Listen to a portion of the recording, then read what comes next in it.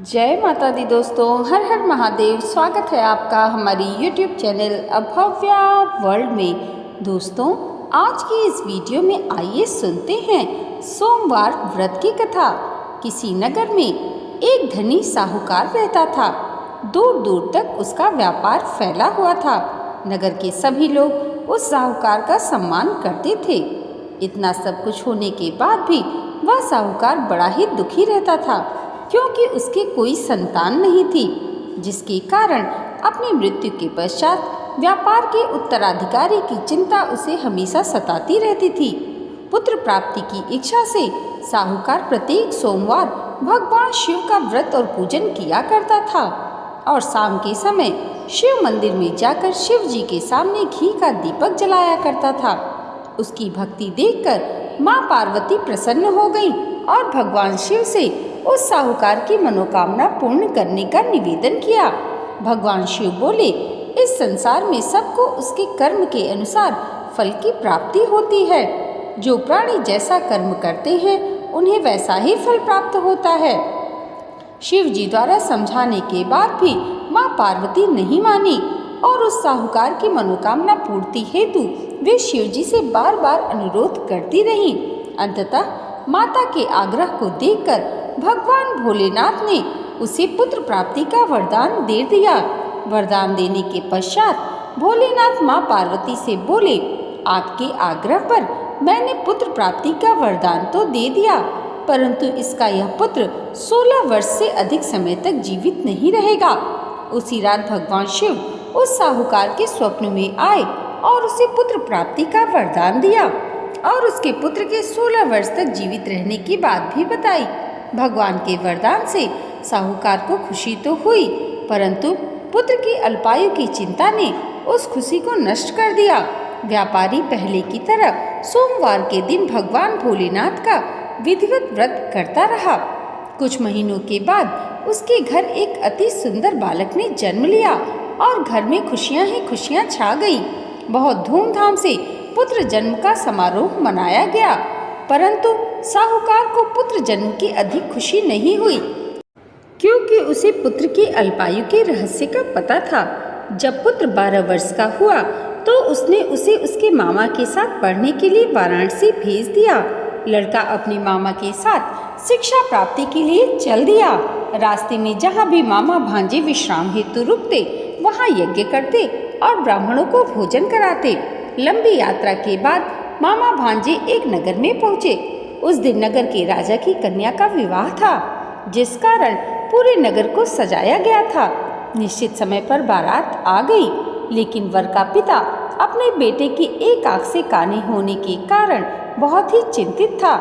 उसे भय था कि इस बात का पता चलने पर कहीं राजा विवाह से इनकार न कर दे, इससे उसकी बड़ी ही बदनामी होगी। जब वर के पिता ने व्यापारी के पुत्र को देखा तो उसके मस्तिष्क में एक विचार आया। उसने सोचा, क्यों न इस लड़के को दूल्हा बनाकर राजकुमारी से विवाह करा दूं। विवाह के बाद इसको धन देकर विदा कर दूंगा और राजकुमारी को अपने नगर ले जाऊंगा। वर के पिता ने लड़के के मामा से इस संबंध में बात की। मामा ने धन मिलने के लालच में वर के पिता की बात स्वीकार कर ली। लड़के को दूल्हे का वस्त्र पहनाकर राजकुमारी से विवाह कर दिया गया। राजा ने बहुत सारा धन देकर राजकुमारी को विदा किया। विवाह के बाद लड़का जब राजकुमारी के साथ घर लौट रहा था तो वह सच छिपा न सका और उसने राजकुमारी की ओढ़नी पर लिख दिया, राजकुमारी, तुम्हारा विवाह मेरे साथ हो रहा है। मैं तो वाराणसी पढ़ने जा रहा हूँ और अब तुम्हें जिस नवयुवक की पत्नी बनना पड़ेगा वह काना है। जब राजकुमारी ने अपनी ओढ़नी पर लिखा हुआ पढ़ा तो उसने काने लड़के के साथ जाने से मना कर दिया। राजा को जब ये सब पता चला तो उसने राजकुमारी को महल में ही रख लिया। उधर लड़का अपने मामा के साथ वाराणसी पहुंच गया और गुरुकुल में पढ़ना शुरू कर दिया। जब उसकी आयु 16 वर्ष की हुई तो उसने यज्ञ किया। यज्ञ की समाप्ति पर ब्राह्मणों को भोजन कराया और खूब अन्न वस्त्र दान किए। रात को वह अपने शयन कक्ष में सो गया। शिव जी के वरदान के अनुसार शयनावस्था में ही उसके प्राण पखेरु उड़ गए। सूर्योदय पर मामा मृत भांजी को देखकर रोने पीटने लगा। आसपास के लोग भी एकत्र होकर दुख प्रकट करने लगे। लड़के के मामा के रोने विलाप करने के स्वर समीप से गुजरते हुए भगवान शिव और माता पार्वती ने भी सुने।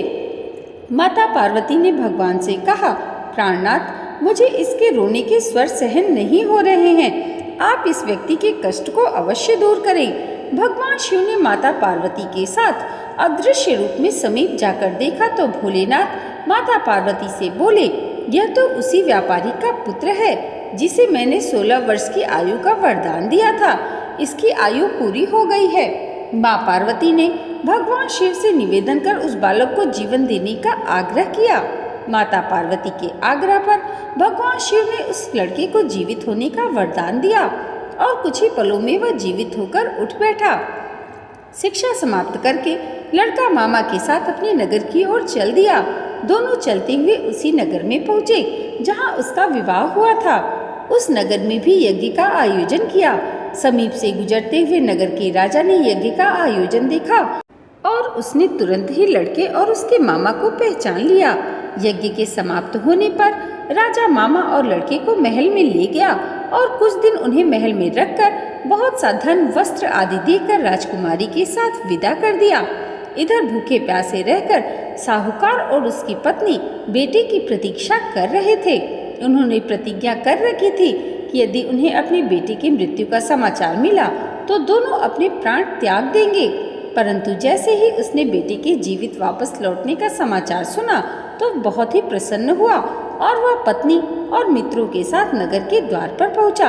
अपने बेटे के विवाह का समाचार सुनकर पुत्र वधू राजकुमारी को देखकर उसकी खुशी का ठिकाना न रहा।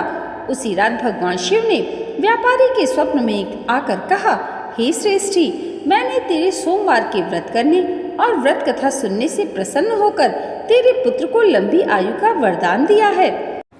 पुत्र की लंबी आयु जानकर साहूकार बहुत प्रसन्न हुआ। शिव भक्त होने तथा सोमवार का व्रत करने से साहूकार की सभी मनोकामनाएं पूर्ण हुई। इसी प्रकार जो भक्त सोमवार का विधिवत व्रत करते हैं और व्रत कथा सुनते हैं, उनकी सभी मनोकामनाएं भोलेनाथ अवश्य पूरी करते हैं। हर हर महादेव। दोस्तों, आज की ये वीडियो अगर आपको अच्छी लगी हो तो कमेंट बॉक्स में हर हर महादेव और जय माता पार्वती ज़रूर लिखिएगा और इसे लाइक और हमारे चैनल पर पहली बार आए हैं तो सब्सक्राइब करना मत भूलिएगा। भगवान भोलेनाथ और माता पार्वती की कृपा आप सबके जीवन पर सदैव ऐसे ही बनी रहे, इसी मंगल कामना के साथ मिलते हैं अगली वीडियो में। तब तक के लिए जय माता दी। हर हर महादेव।